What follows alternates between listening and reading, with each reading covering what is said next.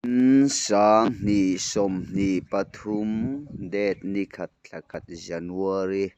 Sunday ni sang ni som ni pathum ni kumthar mandan chu ni heilung mawi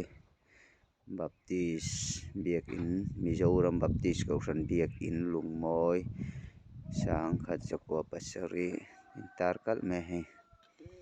lai hunah hian he khua hian hun kan hmang ani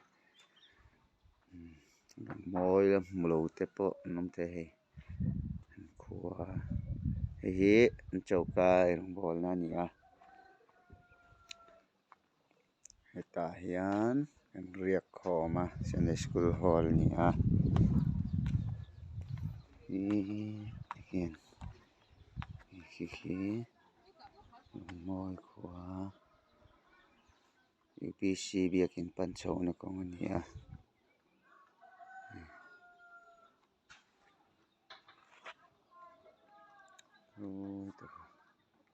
ton tir lampang ani